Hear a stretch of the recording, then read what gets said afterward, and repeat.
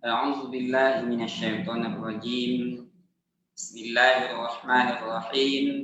السلام عليكم ورحمة الله وبركاته. الحمد لله الذي أنعم بالتوفيق والهداية ونستعينه بحول الله وقوته والقوية فإنه لا حول ولا قوة إلا بالله. Salatu wassalaman ala Muhammadin abdillah wa ala alihi wa sahbihi wa mawala amma ba'd. Bapak dan Ibu, saudara-saudari, jamaah pendengar Awi Sumut Channel rahimakumullah. Syukur kita kepada Allah Subhanahu wa taala yang hingga saat ini Allah senantiasa membimbing kita dengan hidayahnya, melindungi kita dengan kuasanya, mencukupkan kita dengan rahmatnya, sehingga kita masih dapat melaksanakan aktivitas kita dengan baik sebagaimana hari-hari biasanya. Mudah-mudahan Allah Subhanahu wa taala membimbing kita semakin hari semakin baik dari hari-hari sebelumnya insyaallah. Bapak dan Ibu, saudara-saudari, seluruh pemirsa Awi Sumut Channel yang kami hormati, judul kajian kita pada pagi hari ini, perlunya zikir dalam setiap keadaan. Perlunya zikir dalam menyikapi ujian hidup. Rasulullah Shallallahu Alaihi Wasallam dalam satu riwayat yang sanadnya dari Ibnu Abbas radhiyallahu an, kemudian hadis ini panjang memang, kami akan sampaikan narasinya secara perlahan-lahan, mudah-mudahan dapat kita pahami sebagai penambah literasi kita dalam melaksanakan amalan zikir dalam kehidupan sehari-hari, khususnya dalam menyikapi ujian hidup. Berangkat dari hadis Rasulullah Shallallahu Alaihi Wasallam, kita mulai dari hadis qudsi bahwa Allah Subhanahu wa taala mengatakan, ana inda zanni 'abdi bi wa ana ma'ahu idza zakarani. Aku terserah sangkaan hambaku terhadapku. Aku bersamanya, dalam artian Allah memberikan hidayah, melindungi, mencukupkan rahmat. Aku bersamanya bila dia menyebut namaku, idza zakarani. Kemudian disambungkan dalam hadis ini, iza zakarani fa in zakarani fi nafsihi zakartuhu fi nafsi. Bila dia menyebut namaku dalam dirinya, maka aku akan menyebut namanya dalam diriku. Wa in zakarani fi mala'i, dan apabila dia menyebut namaku dalam kelompok atau kumpulan orang banyak, zakartu fi malai khairi minhum, maka aku akan mengingatnya, menyebutnya dalam kumpulan yang jauh lebih baik daripada itu. Bapak dan Ibu, saudara-saudari yang kami hormati, berangkat dari hadis yang sederhana ini bahwa kita memahami Allah Subhanahu wa taala mengundang kita untuk senantiasa ingat kepada Allah dalam setiap keadaan, apalagi dalam menyikapi ujian hidup. Ketika malaikat Jibril menceritakan kepada Rasulullah Shallallahu Alaihi Wasallam, ini yang sanadnya dari Ibnu Abbas radhiyallahu an, bahwa kalimat zikir subhanallah walhamdulillah wa la ilaha illallah itu masing-masing ada sejarahnya. Ketika malaikat diperintahkan Allah untuk memikul aras, sebahagian dari malaikat yang ditugaskan untuk memikul aras, pada saat itu malaikat merasa berat ini, aras ini terasa berat untuk dipikul. Allah Ta'ala mengizinkan para malaikat mengucapkan kalimat subhanallah, kalimat subhanallah. Maka kalimat zikir ini yang tadinya aras ini terasa berat, sekarang aras ini terasa menjadi ringan dengan pertolongan Allah Subhanahu wa Ta'ala. Maka sejak saat itu malaikat pemikul aras ini senantiasa mengucapkan zikir subhanallah, subhanallah, subhanallah. Jadi Bapak dan Ibu yang kami hormati, apa kaitannya dengan perlunya zikir dalam menyikapi ujian hidup? Allah Subhanahu wa Ta'ala menegaskan di dalam Al-Quran surah Al-Mulk, Allazi khalaqal mauta wal hayata liyabluwakum ayyukum ahsanu amala. Allah menciptakan kehidupan dan kematian untuk menguji siapa di antara hamba yang terbaik amal. Jadi ujian hidup ini kan macam-macam. Ada kalanya kita diuji dengan kesusahan. Ketika orang susah, sering dikatakan sabar, ini cobaan. Padahal senang juga ujian.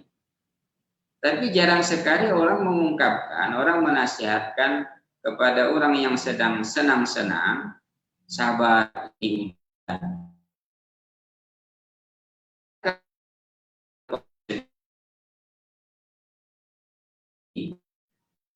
Susah dan senang ini ujian diberikan Allah Subhanahu wa Ta'ala.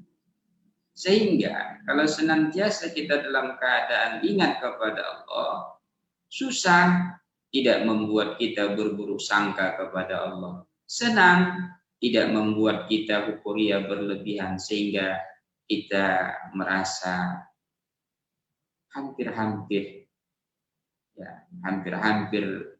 melupakan bahwa ini adalah karunia Allah Subhanahu wa Ta'ala. Bahwa kesenangan yang kita peroleh sesungguhnya adalah pertolongan Allah Subhanahu wa Ta'ala.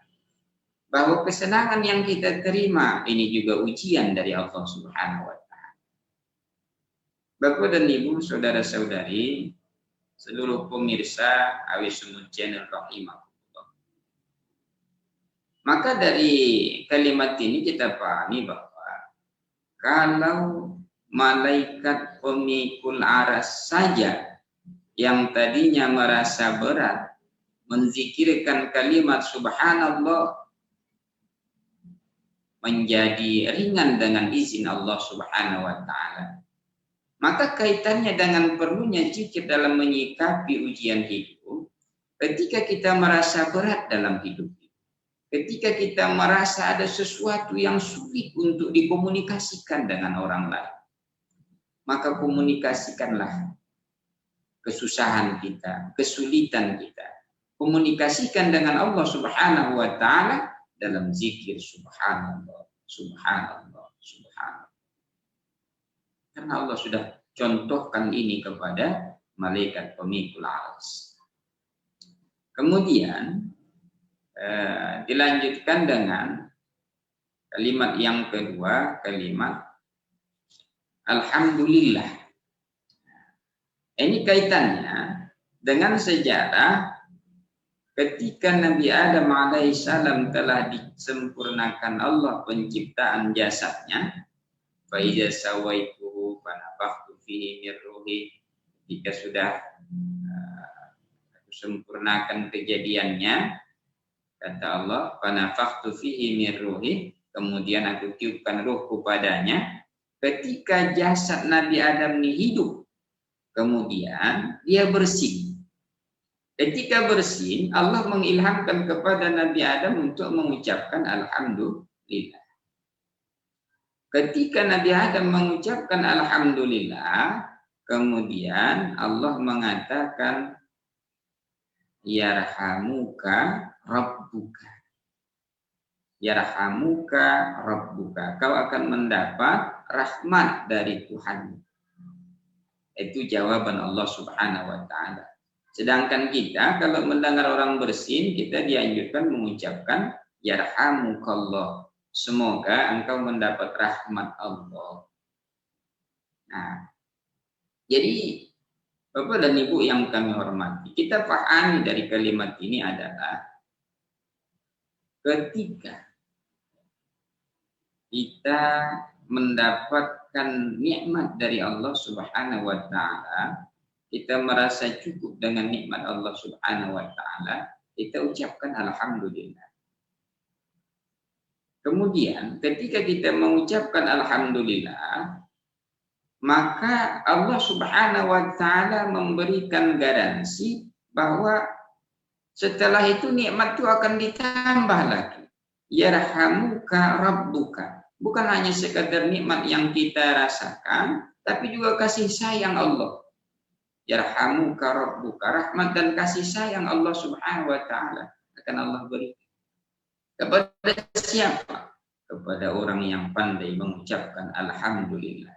Kepada orang yang pandai mendefinisikan ucapan terima kasihnya kepada Allah Subhanahu wa taala. Alhamdulillah. Kemudian Bapak Ibu yang kami hormati, sejalan dengan itu pula dalam ayat yang lain Allah Subhanahu wa taala juga menjanjikan la in syakartum la azidannakum. Kalau kamu bersyukur, maka nikmat akan ditambah. Jadi dengan kita ucapkan alhamdulillah, kemudian didoakan dengan yarhamukallah, ini adalah jalan untuk Allah Subhanahu wa taala sebagai asbab Allah akan tambahkan rahmat itu. Bapak dan Ibu yang kami hormati, bahkan Rasulullah Shallallahu alaihi wasallam mengucapkan alhamdulillah ini tidak hanya ketika mendapatkan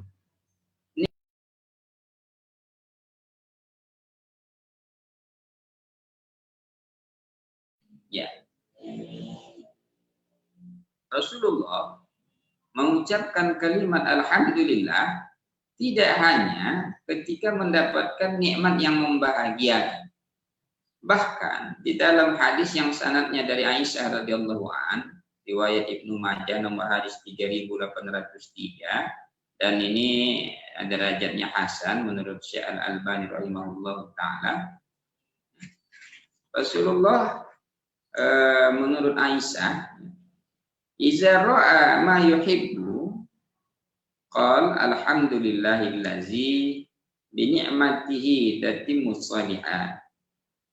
Wa iza ra'a ma yakrahu qala alhamdulillahi ala kulli hal.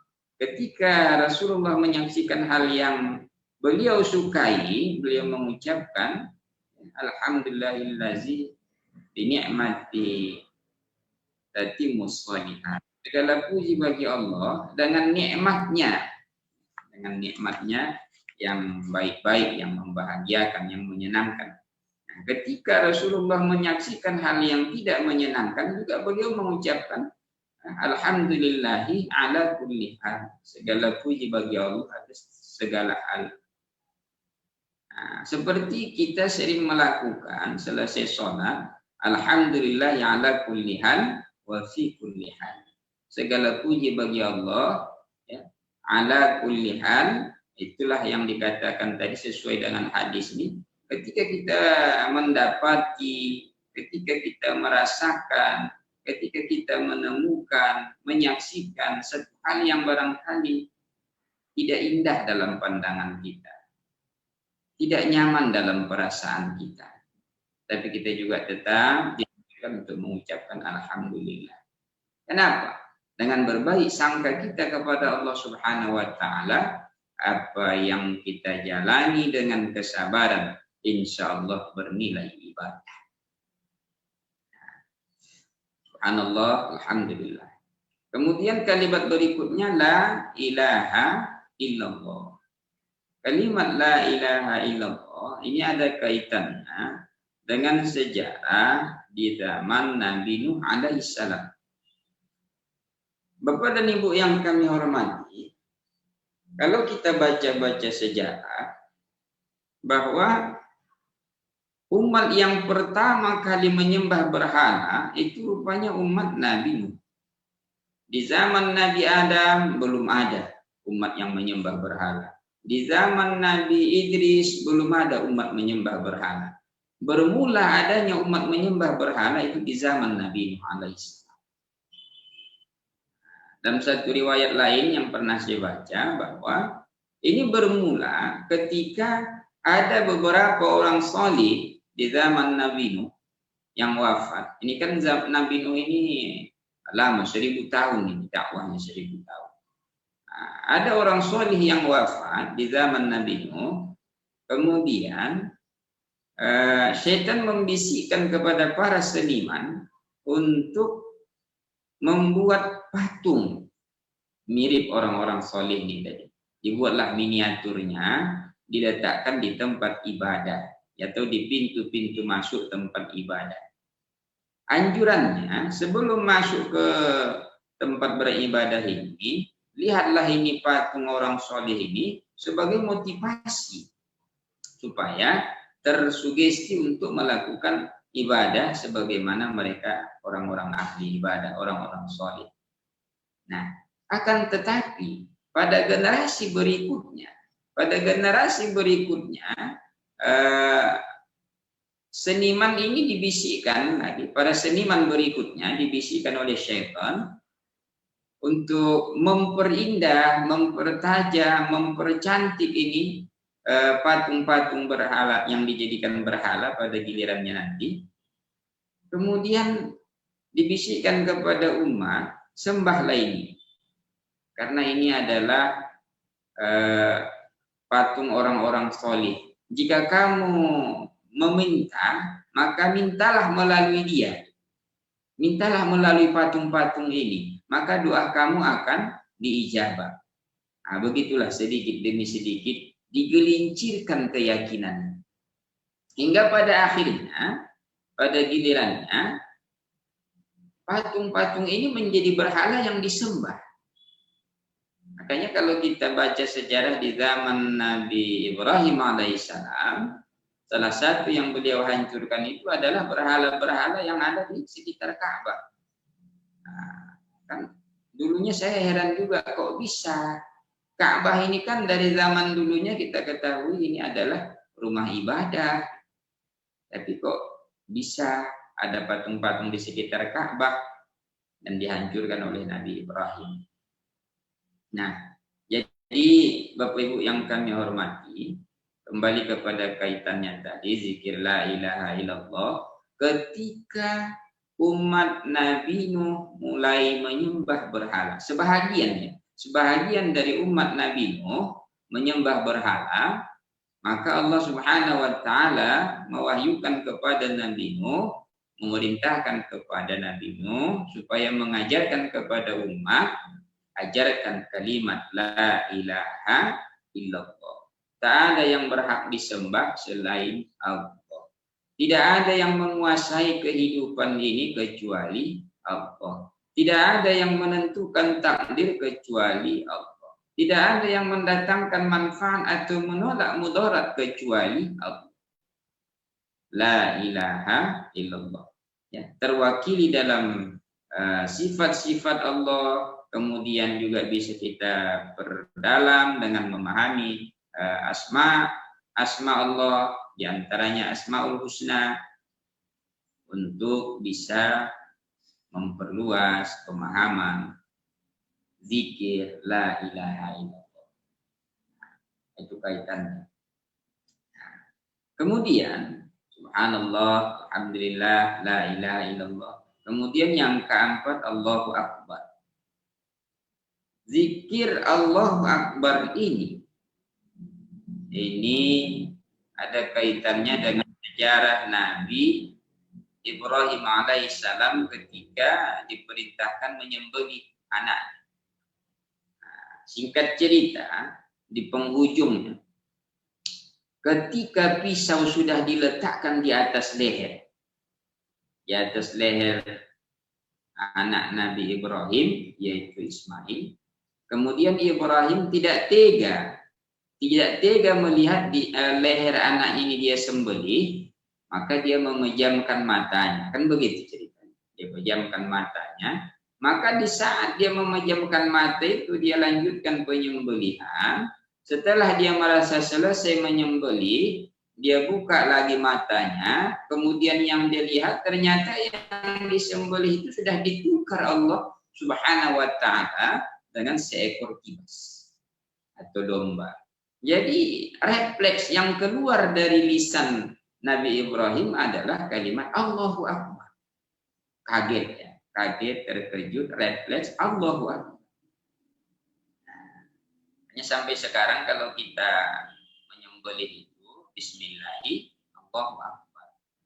Kalaupun kita menyembelih kurban disunnahkan diiringi dengan takbir. Allahu Akbar, Allahu Akbar, Allahu Akbar. Jadi ada kaitannya ke sana. Jadi begini Bapak Ibu yang kami hormati, kaitannya dengan perlunya zikir dalam menyikapi ujian hidup. Apapun kesulitan kita, apapun masalah yang kita hadapi, kalau kita yakin bahwa Allahu Akbar, Allah Maha Besar, tidak ada yang mustahil jika Allah berkehendak. Tidak ada yang mustahil. Tinggal bagaimana kita mengikuti cara-cara yang diridhai Allah Subhanahu wa ta'ala. Jangan kita memaksakan untuk mencapai satu target yang menurut kita baik, tapi dengan cara-cara yang tidak baik dalam pandangan Allah Subhanahu wa ta'ala. Maka kalimat Allahu Akbar ini sebagai sugesti, motivasi buat. Di saat itu umat Nabi Nuh itu kan minoritas. Wajar kalau yang minoritas ini kadang dibully, kadang dikriminalisasi. Maksud saya minoritas dalam kekuasaan gitu. Minoritas dalam pengaruh. Jadi komunitas yang seperti ini perlu disugesti, ya, perlu disugesti dengan kalimat-kalimat yang membangkitkan semangat. Nah, begitu juga di zaman Nabi Ibrahim alaihissalam, cerita Allahu Akbar tadi. Allahu Akbar adalah satu bentuk pengagungan kepada Allah Subhanahu wa ta'ala. Bahkan ada satu anugerah yang Allah berikan di luar kemampuan pikir manusia. Di luar kemampuan akal, jangkauan manusia. Allah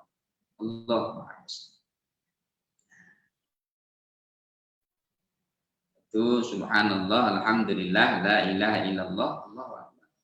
Ketika Jibril ceritakan ini kepada Muhammad, maka mendengar kalimat-kalimat ini, mendengar sejarah ini, Nabi Muhammad sallallahu alaihi wasallam ta'ala. Kenapa?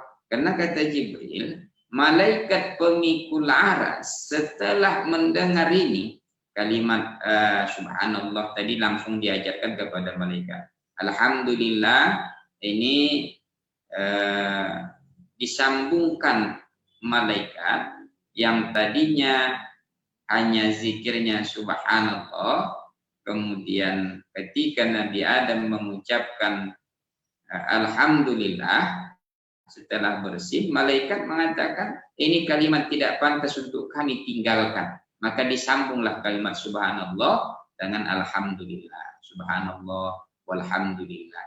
Kemudian ketika mendengar zikir yang diajarkan kepada Nabi Nuh, malaikat pemikul aras juga mengatakan bahwa kami tidak pantas meninggalkan, ini adalah kalimat yang sangat mulia. Maka disambunglah zikir tadi, wala ilaha illallah. Kemudian setelah mendengar kalimat zikir yang diucapkan oleh Nabi Ibrahim, malaikat pemikul aras menyambung dengan kalimat Allahu Akbar. Nah, jadi kalimat subhanallah walhamdulillah wala ilaha illallah wallahu akbar ini juga menjadi zikir malaikat. Nah, jadi ketika ini diceritakan malaikat Jibril kepada Muhammad sallallahu alaihi wasallam, dengan takjubnya Muhammad sallallahu alaihi wasallam mendengar kisah ini, malaikat cerita kepada Nabi Muhammad, maka Muhammad mengatakan la haula wala quwata illa billahil aliyil azim. Sebagai bentuk takjubnya Rasulullah, kemudian penyerahan kepada kekuasaan Allah Subhanahu wa taala. Tak ada daya dan upaya kecuali dengan kekuatan Allah Subhanahu wa taala. Nah, Bapak dan Ibu yang kami hormati, jadi kalimat zikir ini sebahagian kita menzikirkannya setelah sholat, karena zikir itu kan terbagi dua secara umum. Ada dia zikir muqayyad dan ada zikir mutlak. Zikir muqayyad itu kalimat zikir yang kita bawakan setelah sholat, dan itu sudah ada tuntunannya berdasarkan dalil, kita mengikutlah. Nah, jadi kalau yang satu lagi zikir mutlak namanya, yang dibaca dalam setiap keadaan, termasuk pada kajian kita yang sekarang ini dalam menyikapi ujian hidup, itu zikir mutlak yang kita zikirkan sewaktu-waktu dalam setiap keadaan. Di saat-saat kita memang sangat-sangat perlu untuk mendapatkan ketenangan, ketentraman, pertolongan, perlindungan dari Allah Subhanahu wa taala. Jadi sebagai kesimpulan, perlunya zikir dalam menyikapi ujian hidup, karena sesungguhnya la haula wala quwata illa billahil aliyil azim, tidak ada daya dan upaya kecuali dengan kekuatan Allah Subhanahu wa taala. Apapun masalahnya, ketika kita serahkan kepada Allah, mudah-mudahan Allah akan tolong kita, insyaallah. Nasrun minallahi wa fathun qarib wa basyiril mu'minin. Akhirul kalam. Terima kasih atas perhatian, mohon maaf atas kekurangan. Assalamualaikum warahmatullahi wabarakatuh.